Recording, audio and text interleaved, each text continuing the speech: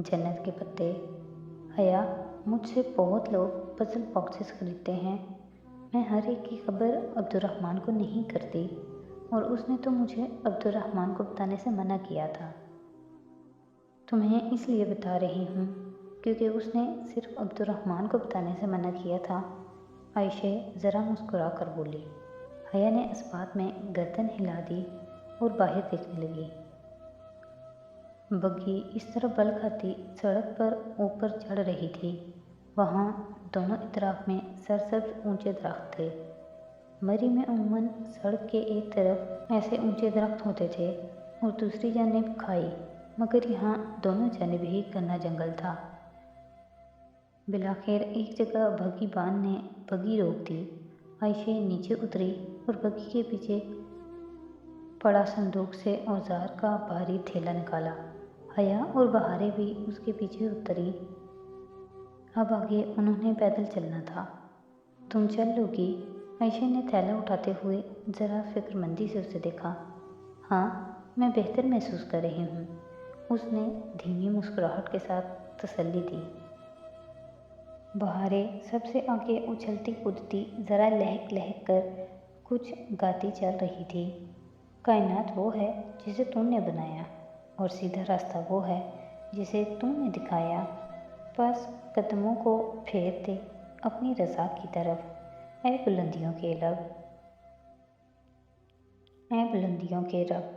एक अरबी गीत गुनगुनाती इधर उधर पौधों पे हाथ मारती चल रही थी। आयशे उसके अकब में थी और सबसे पीछे हया थी, जो अपनी सफ़ेद मैक्सी को दोनों पहलुओं से उठाए सहज सहज पत्थरों पे पाँव रख रही थी। वहाँ हर सू सुर्ख सनोबर और बबूल के दरख्त थे। कुछ ऐसे दरख्त भी थे जिनको वो नहीं पहचानती थी। सुर्ख और जामुनी फूलों की झाड़ियाँ भी जा बजा थीं। जंगल में काफ़ी आगे जाकर आयशे एक जगह रुकी। वहाँ एक दरख्त का कटा हुआ तना पड़ा था। उसने थैला ज़मीन पर रखा और अंदर से कुल्हाड़ी निकालने लगी। ठंडी ठंडी हवा सनोबर के पत्तों को हौले हौले जला रही थी।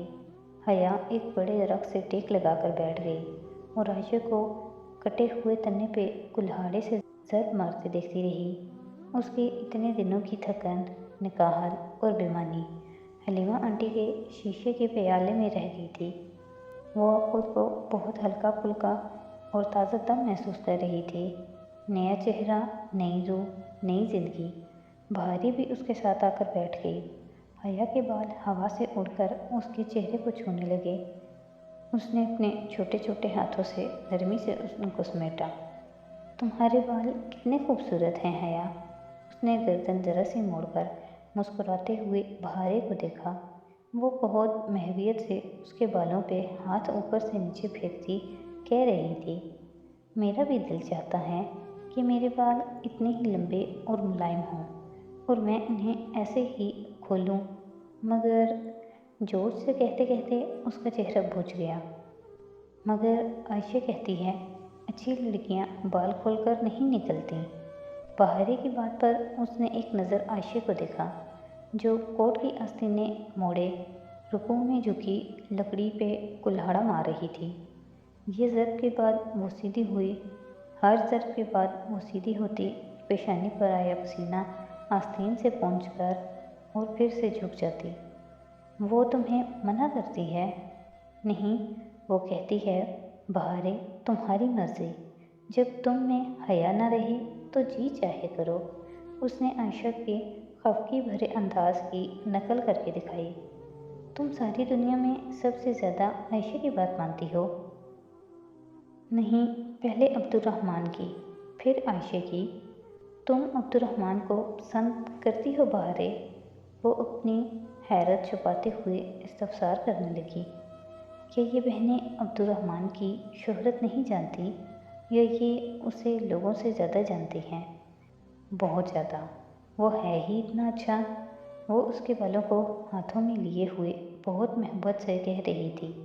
हया ने अपने खुले बालों को देखा और फिर बहारे की नफासत से बंधे घुंघराली पौनी। मैं बाल बांध लूँ बहारे, मुझे हवा तंग कर रही है। उसने जैसे खुद को वजाहत दी। کہ وہ عائشہ کی اچھی لڑکیوں والی نشانیوں کا اثر لے رہی ہے۔ ہوا کی وجہ سے بال باندھنا چاہ رہی ہیں؟ میں باندھ دوں، میرے پاس فالتو پونی ہے۔ اس نے اپنے گلابی پرس میں ہاتھ ڈال کر جیب سے ایک سرخ رنگ کا بینڈ نکالا۔ حیا نے ذرا سا رخ موڑا۔ بہاریہ اس کی پشت پر گھٹنوں کے بل اونچی ہو کر بیٹھ گئی اور اپنے نرم ہاتھوں سے اس کے بال سمیٹنے لگی۔ حیا نے آنکھیں بند کر لی۔ عثمانی سلطنت کی شہزادیاں تمہاری طرح خوبصورت ہوتی ہوں گی حیا، ہے نا؟ وہ نرمی سے اس کے بالوں میں انگلیاں چلاتی اس کی ایک ڈھیلی چوٹی بنا رہی تھی۔ بینڈ باندھ کر اس نے چوٹی حیا کے کندھے پر آگے کو ڈال دی۔ حیا نے اپنی موٹی سیاہ چوٹی پر ہاتھ پھیرا اور گردن موڑ کر ممنوعیت سے بہاریہ کو دیکھا۔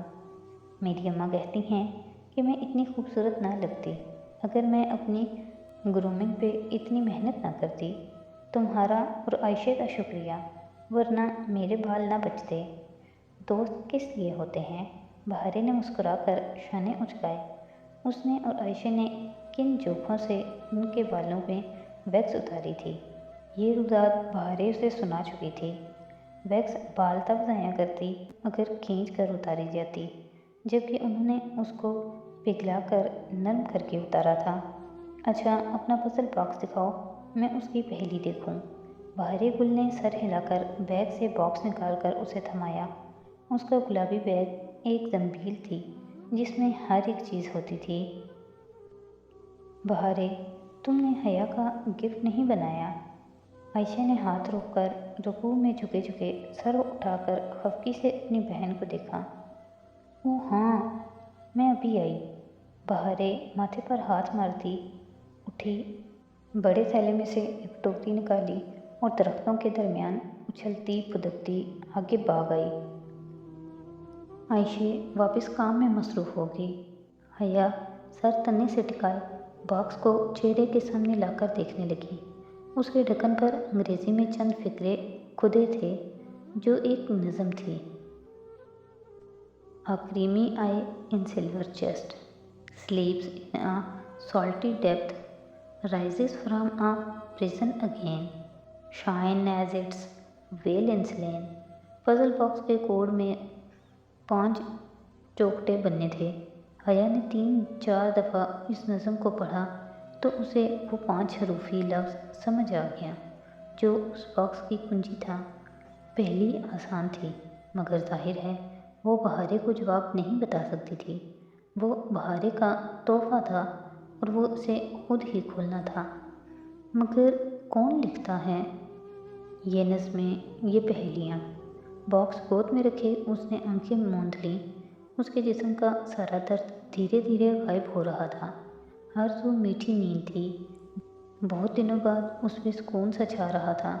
وہ حلیمہ آنٹی کی باتوں کو سوچتی، اپنے حل ہوئے مسئلوں کو یاد کرتی۔ کب سو گئی اسے پتہ نہیں چلا۔ جب اس کی آنکھ کھلی تو وہ جنگل میں اکیلی تھی۔ عائشہ اور بہاریہ وہاں نہیں تھیں۔ وہ ہڑبڑا کر اٹھی۔ عائشہ، بہاریہ! وہ متوحش انداز میں ان کو پکارتی درختوں کے درمیان آگے کو بھاگی۔ حیا، ہم ادھر ہیں، عائشہ نے کہیں قریب سے پکارا۔ وہ آواز کا تعاقب کرتی اس گھنے جھنڈ تک آئی تو دیکھا عائشہ ان درختوں کے پاس کلہاڑا پکڑے کھڑی تھی، ساتھ ہی بہاریہ زمین پر بیٹھی تھی، کٹا تنا ساتھ ہی رکھا تھا۔ تم سو گئی تھی تو مجھے لگا ہماری آوازیں تمہیں ڈسٹرب نہ کریں، سو ہم سب کچھ ادھر لے آئے۔ خیر تھی عائشہ؟ اس نے خفت سے ان دونوں کو دیکھا۔ تنا، لکڑیاں، اوزار بنا آواز پیدا کیے وہاں سے لے گئی تھیں، وہ بھی صرف اس کے خیال سے۔